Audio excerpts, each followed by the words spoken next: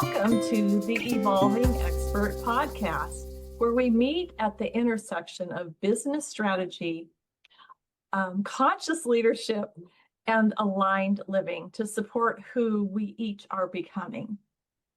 I'm Vanessa Emerson, your host, and today we have a very special guest, a wonderful friend of our community and in my life. And thank you, Tim McNeely, for being here today. Tim, let me tell you a little bit about Tim. Tim is a wealth architect. Isn't that a cool title? A wealth architect. And I think that is so fitting.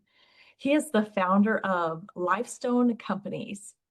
And a little bit about Tim. After 25 years of helping entrepreneurs navigate major financial transitions, he hit a wall. Haven't we all hit a wall? And that same drive that built his career had quietly taken over his life. He had an honest reckoning at that moment that became the seed for his forthcoming book, not his first, but his next. Entrepreneurs Anonymous. I just love that title. And we're going to have to hear more about that. Today, Tim will explore with us what happens when high achievers, like all of us listening in here today, stop performing and start living. That already feels so much lighter. His work also sits at the intersection of conscious leadership, mindfulness, and aligned living. Just a little different angle that you come at it than we do at the Evolving Expert. And so lovely, the synchronicity. He helps driven people remember what they were building for in the first place. So thank you, Tim, for being here today with us. Oh, it's such a joy to spend time with you, Vanessa. I always enjoy our conversations and the interesting dives and tangents that we can pull on. And that's what makes this so different and so much fun. We do have a lot of fun. Well, let's start where we always start at the Evolving Expert Podcast. The first question we ask is always, do you have a favorite breath work or mindfulness exercise or habit that you can share with us that helps us like turn the corner on our day and drop into this space together? Yeah, absolutely. So my favorite app and favorite breath work that I do is one called Pause. And, you know, I come from a Christian faith and Christian background. And so for me, the idea of pausing for a moment and realizing that God's in control, that he's got it all, and I can just stop working, because I like to work and you probably do too. And that moment of pausing and saying, you know what, for a moment, I'm going to surrender everything. I'm going to remember who's in control. I'm going to give all the things in my head. And you know what it's like to try to juggle all the things and just to pause and give it over. It's benevolent detachment is what I call it. And just this idea of giving everything over and pausing. So that's my absolute favorite breath work. I do it multiple times per day. Sometimes it's just 1 minute when I'm in the car getting ready to go somewhere, but just that idea of pausing and recognizing that actually I don't hold the world together. I love that. I mean, really, that's meditative, right? So, because I think what I'm hearing you say is you like pause and you look inward. Mm-hmm. Yeah. And remind yourself. And release. And release. Oh, do you find your release is tied to exhaling? Oh, absolutely. The breathing, and this is what I think is so important about the breath work in the body, is the things that we do physically actually work on the mental and the spiritual, right? We are one. We're connected that way. And the slow exhales is literally a giving over. It's a releasing of the tension, of your worries, of your stress, of everything that you're carrying for the day. And it allows me to move through the day at a little slower pace, a little bit calmer, and a little bit more relaxed.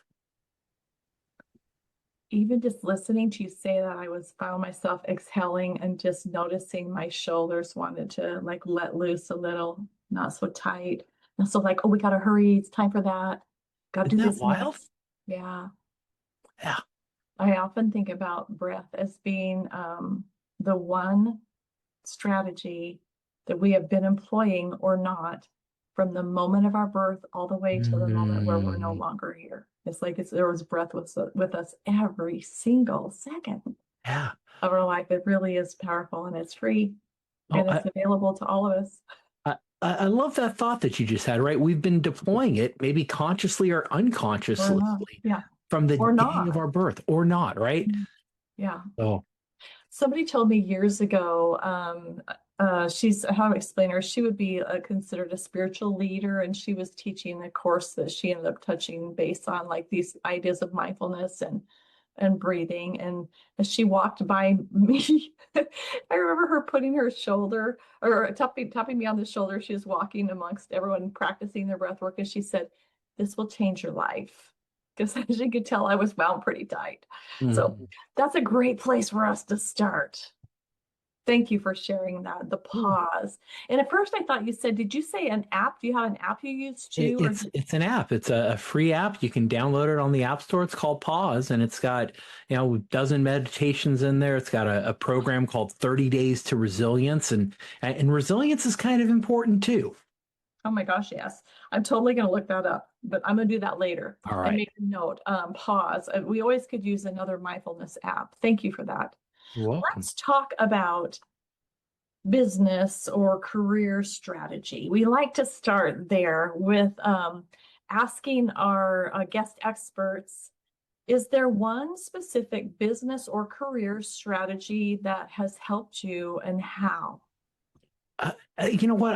I have thought about this question, and I'm sure if you're listening, you've thought about this too. Like what's the single biggest thing that's had the most impact? And I could tell you it was the idea of figuring out a niche and serving dental entrepreneurs. I can maybe tell you it was the fact that I've surrounded myself with great coaches and really sought advice. Maybe I could tell you it's the fact that it's been really specializing in exit planning.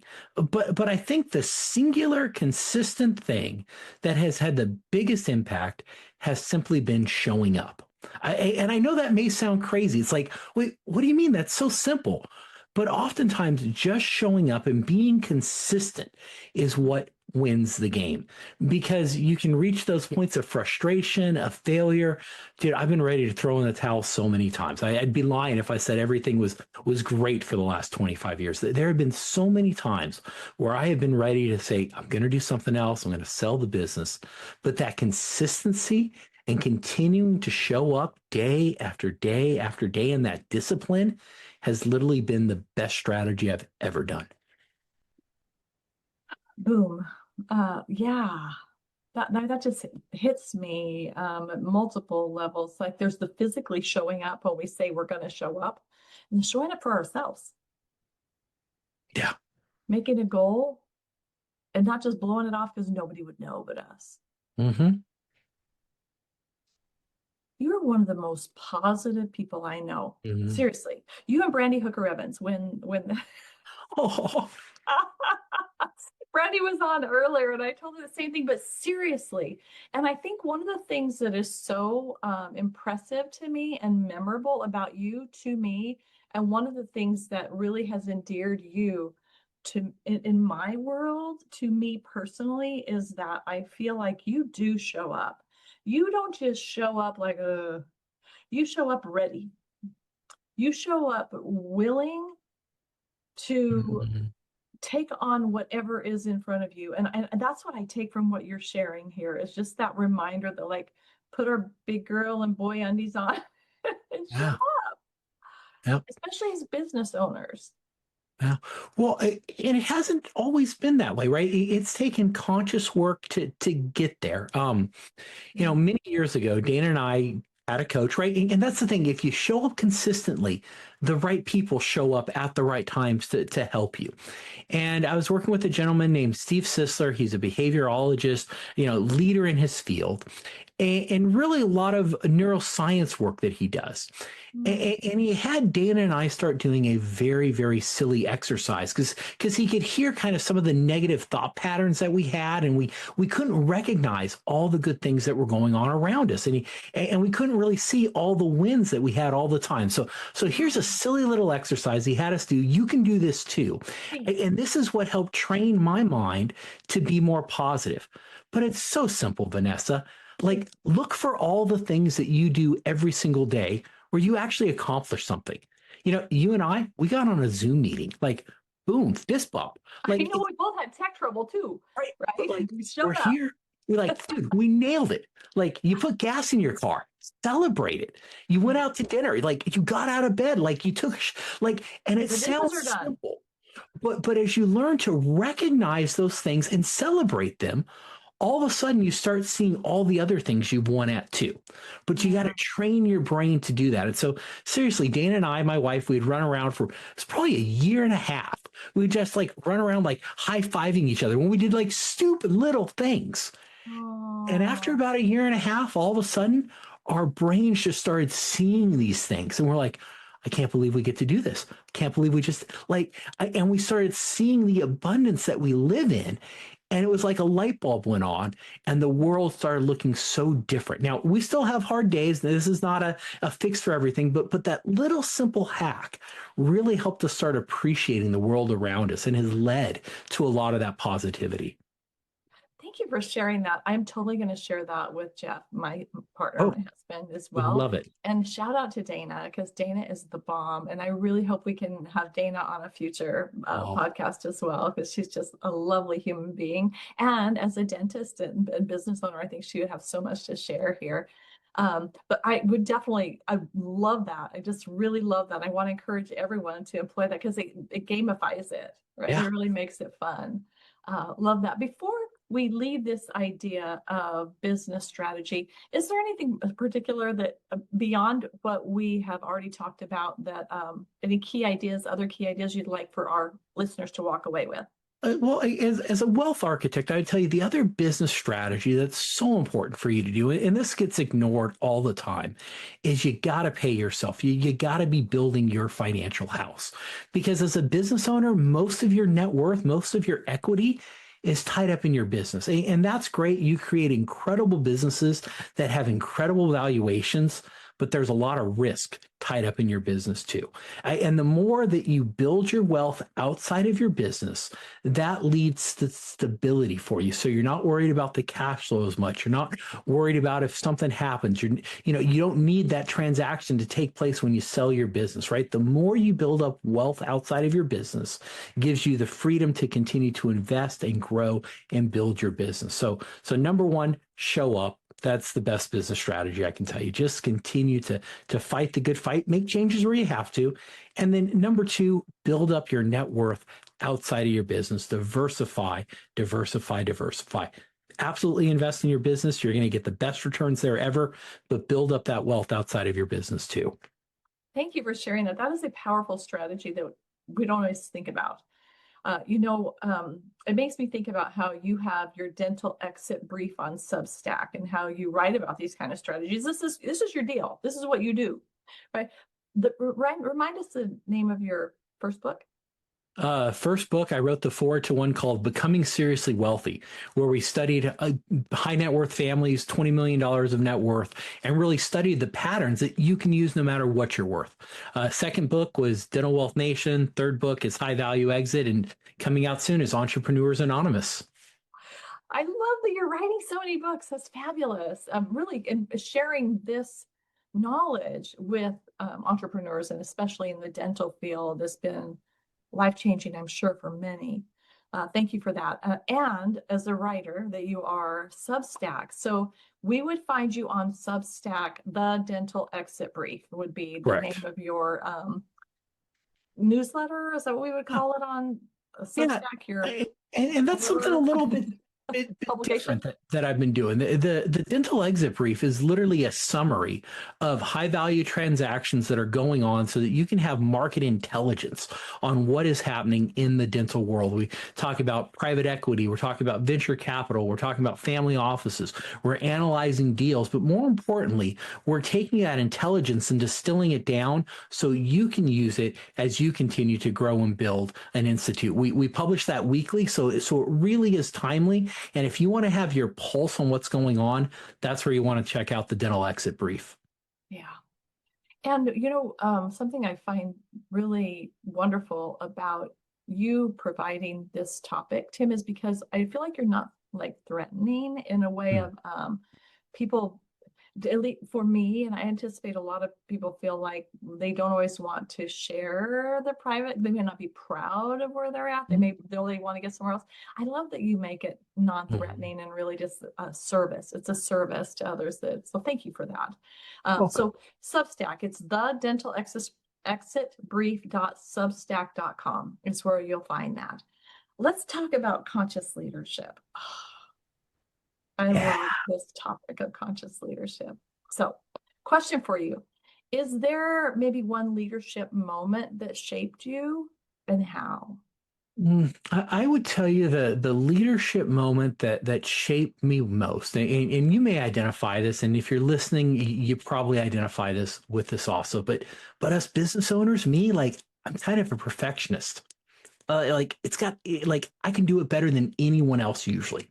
And as a leader, it was hard to let go of that. It was hard to realize that actually 80% done by someone else is freaking awesome. It's so good. But I had to let go of that control. I had to let go of the micromanaging, and I had to learn how to trust others to do the job. And learning how to do that and not take control and actually trust people around me to do a trust fall, so to speak, to Yeah. fall back and say, I got the right people. It's going to be okay. And then even if they don't do it perfect, to say, thank you. That was great. That's amazing. Let's work on improving it, right? And really focusing on the outcomes and realizing like empowering people to do their job well is actually a lot of fun. And people want to do well. So let's give them opportunities to do well. I want to do well. And right, like I respond well when clients are like, "Hey Tim, thank you, but like, can we do this a little better?" Like I love that feedback, and I want to get better. So learning how to do that trust fall, rely on others, and let go of my need and my desire to control things has been monumentally huge. I would say for most entrepreneurs, that many of us become entrepreneurs and really create a job for ourselves Mhm. versus growing a business and then bringing others in. So that's a really good point about Yeah. being able to find the right people, right? So that that they're the right, what's the word I'm trying to think, where it's not just skill level, but like they have the aptitude for what you're hoping that they'd be Mhm. able to learn to grow into, but then be able to trust. I love the trust fall in that. Um, is there anything else you feel called to share in the area of conscious leadership? Conscious leadership. Right. It's about empowering people. It really is. It's about giving people the tools and then getting out of their way, right? You give them the training, you teach them what you want done, but then it really is trusting the team. So I'm a big proponent of AI, right? Like it helps me. I've got all these custom agents built, and I enter a lot of tasks into my computer all the time for my team. And one of the prompts that I use, right, I try to embody this, right? We talk about aligned living. So even in the prompts I use, one of the things I always say is I say, don't give my team step-by-step instructions of how to do this. Focus on the outcome and empower them. Oh, Focus on here's the end result that I want them to do, and then let them figure out how. I don't want to manage the process. Empower them. So it's like I actually put that into my AI prompts is empower my team. Don't micromanage them. Just focus on the outcome. Let them figure it out. And you know what? The results are pretty good. that's fabulous. I mean, you've really become the AI king in our circle. And it happens so fast, doesn't it? I mean, relatively in the last like year or two of AI. I just love that you're using it at that level. Um, It changes so fast, Vanessa.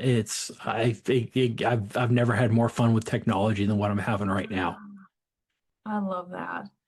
And there will always be the need for the human, especially with conscious leadership, right? Yeah. That ability to listen to our gut, to be able to tune in, to know if we're above or below the line, in or out of the flow, to be able to really read people and feel like, oh, there's something bothering Susan today. I'm going to Yeah. like try to support, like there's that side of it too. Conscious leadership is a really important and fascinating topic to ponder, isn't it? Like, how can I be more aligned as a leader? Mhm. Is there anything else we want to talk about there in the leadership before we talk about individually, like Oh, how do you stay in alignment? But as a leader, anything else? I would tell you the other big part, and you just hit on this, Vanessa, is this idea of alignment, right? Alignment, right? Conscious leadership alignment, and one of the things that requires that's really hard for me to do, and maybe you to do if you're listening also, is radical honesty. Like you got to be able to look at yourself and say, where am I not in alignment? Where do I not embody these principles? Like where am I off the target? Yeah, And be able to be graceful with yourself, be kind to yourself, and love yourself, and say, yeah, I don't even meet the standards I set. How can I improve? How can I become more aligned with where I'm going, with what I want to share with the world? But that requires that radical honesty to admit, like, hey, I am failing in these areas. Like I actually don't do that piece well. Oh, I did try to grab that back from my team and try to micromanage. Like that's not like, but you got to have that radical honesty with yourself and with others. yeah, yeah. Powerful. Um, I think it'd be awesome for you to teach a conscious leadership course in your spare time. All right. I feel like you have a lot to offer there, though, Tim, Thank you. seriously, and especially with working with so many entrepreneurs and business owners, too. I'm sure you've um, gathered a lot from that experience as well.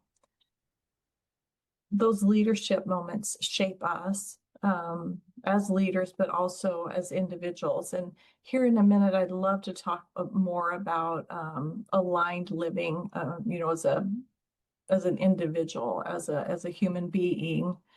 But before we go there, let me just do another shout out for where we can find out more about you and the work you're doing. I want to share your website is timmcneely.com. It's super simple. Is it? Yeah, TIMMCNEELY, just like we can see here on the Zoom screen, timmcneely.com. And then you can find Tim everywhere on social, right? So on LinkedIn, your name, Instagram, your name, Facebook, your name. You made it easy. We've got YouTube. We've got the Dental Wealth Nation show on YouTube, TikTok, Tim McNeely HQ. So that one's just a little bit different. You know, I've never been on TikTok. I don't think I Yeah. ever will. I, Just at this point. I don't even know what gets published there. I don't know. I mean, there's so many No. socials. But I really love that you grabbed a hold of Substack. I just can't tell you how much I love that because Mm, I feel like Substack is where social is going in a lot of ways. It's long form journalism, and to be able to take, especially as speakers, so many people in our audience are speakers and thought leaders, and the ability to publish our works in a way more than just a social post, to be able to go to mm, Substack and publish a longer form journalism. I think that's really wonderful. So thank you thank for you. leading the charge there as well by really putting out a consistent Substack report. So aligned living. So we've talked about business strategy, a couple of ideas. We've talked about conscious leadership, a couple of ideas on how we can be more conscious as leaders, not just at the office as a employer or as a manager or supervisor, but also in our lives, how we can be more conscious leaders, which really brings us to aligned living. I'm wondering what that means to you. I think it means a little something to everyone. What does it mean to you living in alignment? I would tell you living in alignment is really this idea that the actions that you take, the things that you do, the way you live out everything is consistent with the beliefs that you have internally. Because we all have these internal beliefs, but the question is, are we acting on them? Or are we living out in a way that's consistent with what we believe? Or in theological terms, does our orthodoxy, does the things we believe match our orthopraxy? Does it match our behaviors, right? Does our theology, does our belief match our actions? And oftentimes there's a big connect between what we believe versus what we do. Yeah, that's true, right? Because we're human. Hmm. Yeah. And we may have a knowing with a belief system and values, but yet the human gets in the way. Hmm. our humanness, our ego. Thank you for, I love how you came at that. So are there any practices or philosophies that anchor you and your personal well-being and your ability to stay in alignment? Like, how do you lean in to that? Yeah, right. I'm going to touch on that kind of radical honesty piece again, and I'll just get really vulnerable. One of the areas that I realized I am not living in alignment because I talk about true wealth. I talk about taking care of the people you love, the causes you care about, making an impact in the world, and to do that, you require your health. Right? Health helps you go a long, long way in that. And I have struggled with my weight for years. Right? I've been overweight. And for me, that's not a healthy place where I want to be. I can feel it in my energy levels. I can feel it in how I show up. And I realize like this is not consistent with who I want to be. This is not consistent with who I desire to be. And so you know what? I was out of alignment, Vanessa. 100%. I wasn't living up to the values that I had inside of my head. And I knew that. And it's been a journey. I continue to work on it and struggle towards it, but it's working, right? I'm living out the alignment and I'm also being honest with people about this and saying this is not who I desire to be. And here's the actions. Hold me accountable, right? I'm in mastermind groups where we have a group called the Healthy Entrepreneur, and we're texting each other back and forth all the time and sharing our exercise routines and what we're doing, right? So I'm looking and pressing into the community that can help me live out in that alignment with my stated beliefs. The other area where I don't have a lot of alignment and it keeps getting better and better is really the idea of making sure that I make time for the most important things first, making sure that Dana comes first all the time, making sure that when we're out to dinner, I'm not doing text and responding, like giving her the cell phone saying, we're going to leave this in the car when we go into dinner because there's nothing more important than you right now. Mm. And that's an area where I've struggled and I've had to build in discipline and I've had to build in constraints to make sure that I live in alignment. Because I can tell Dana, like, you matter more than anything else right now. But all of a sudden, the texts start flying in from someone like, I got to go deal with this thing. So just remove it. If it's really important, they're going to find me. But I have to build guardrails to make sure I'm living in alignment with those values. That's really what, thank you for summarizing that so well, because that's really what we're talking about is having values and beliefs and measuring up. How do we initially determine those beliefs and values? Do you have anything to add there? Thoughts on that? Yeah, so I would tell you that the values I mean, there's different places they get shaped from. They get shaped from the culture that you're brought up in. They get shaped from the beliefs that you have as a young child, and as you grow, they get shaped by the communities that you're part of. They get shaped by the faith that you're part of. And one of the crazy things about values is either they shift or they're standard for everyone. And now we're in a whole nother area, but those are really where our beliefs come from. It's going to be our faith, it's going to be our communities, it's going to be our upbringing, and it's going to be our experiences that shape our values. And as we press against the world, you're going to get different results, and you're going to say, "Oh, maybe this value I have of taking as much as I can get and living in scarcity, maybe that's not a good value because it doesn't Yeah. give results." And so part of it is also trial and error. That's exactly where I was going. Thank you. I appreciate that you took it there because I was going in my mind, I was like, well, then how do we, when we realize those values that were instilled in us by parents and community and faith and all that as kids, as you become an adult and you're out working in the world, you start realizing like, maybe I don't really think that. Like maybe like for me as a vegan, like maybe I don't really want to eat animals, Yeah. like as somebody who's a cat sanctuary owner, you know what I mean? Hmm. Like we shift. And so I wondered what you thought about like the struggle there and then also the ability, is that part of what shapes us into the being in alignment? Because I recognize for me, and I'm not saying anybody else has to be vegan, I'm just saying for me, it didn't work to eat animals. But not till I was in my 50s Yeah. before I really looked at it. So like that's just one example of a belief system that I realized that's not really authentic for me. Yeah. You have thoughts Well, on that? yeah. Well, and that's kind of interesting too, Vanessa, because right, That was very much a trial and error thing that you found, right? You were trying to fix health, to figure out what makes you feel good and makes you feel vibrant. And you worked out like, hey, this eating meat like doesn't work for you. And you know what? Everyone's different. I have other friends that are vegan too, and they thrive on that diet. Right? Everyone has different requirements, and that's kind of a value, but it's also really just learning what works. As opposed to, right, I would put it in a value system when someone says, you know what, I don't eat meat because I am opposed to That's it harming for of me. animals, right? That's it for That's a me. little Yeah. bit different And that's what I'm saying. It's than, like a lot, the alignment piece, like yes, the alignment wasn't right there exactly. for me. Hmm. And so that's one example. I can see where people that are raised in a certain faith and then as they're older, they're like, no, I don't think I really want to do this. I think this is more in alignment with what makes sense to me. It Hmm. feels like there's some struggle in there. And I wonder if you have words of wisdom. I'm like, we're like totally off the ranch. Yeah. We're just like taking our topic in this other direction of, do you feel like there's something there that around guidance on helping people be true to who they be, and those values? So I can't go here without dropping in the religious piece because for me you need a North Star. You Yeah. need something that is unchanging. You need something outside of yourself, and you need a standard that you did not invent that you cannot change.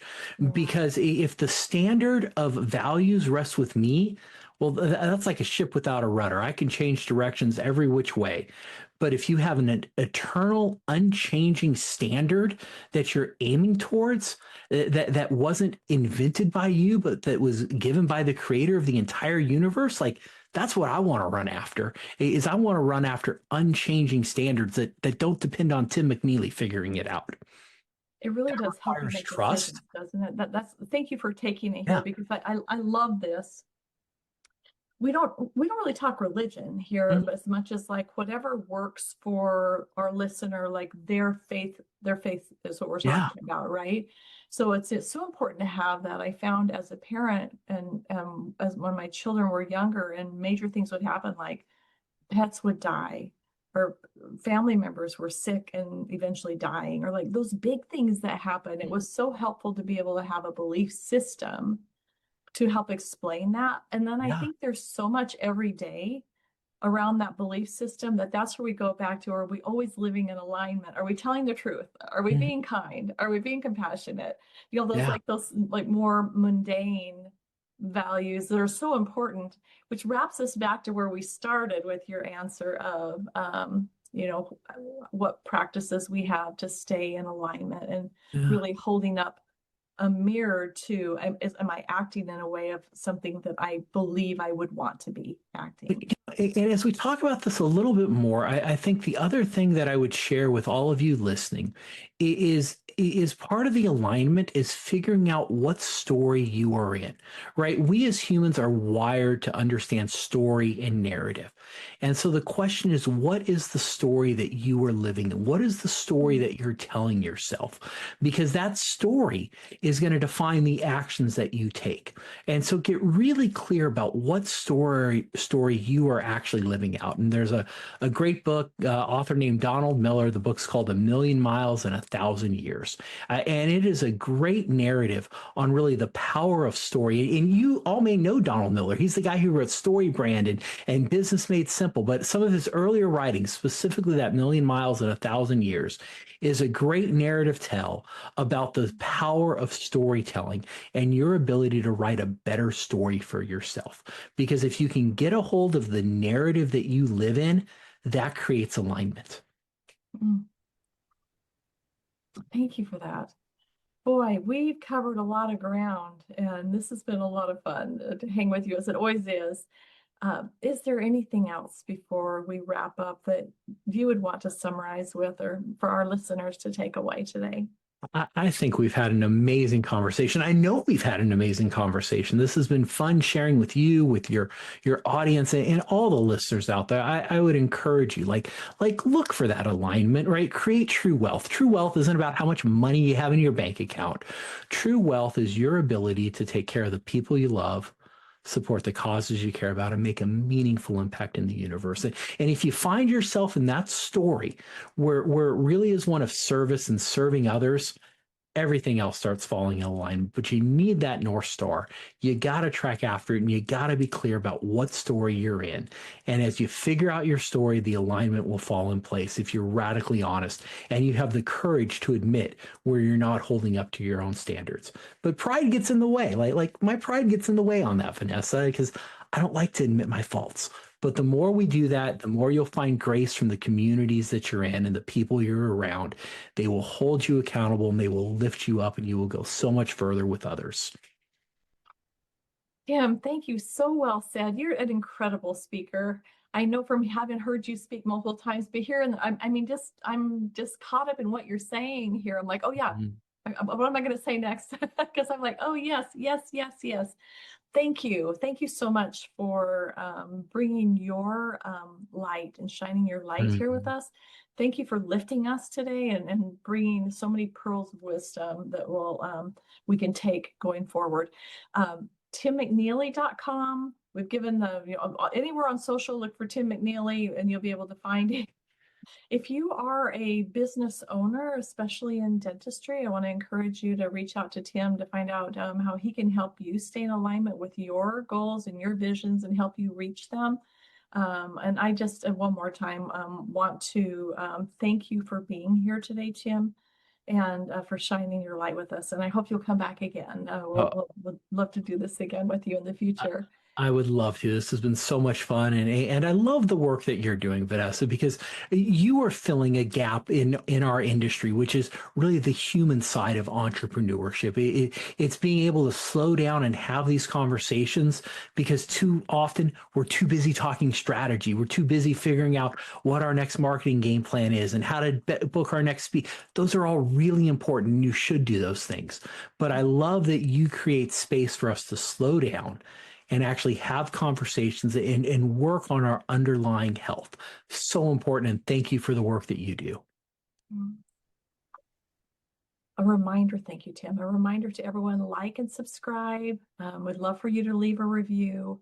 And when you like and subscribe, it helps us help others discover this podcast. The like and share, I should say, and subscribe.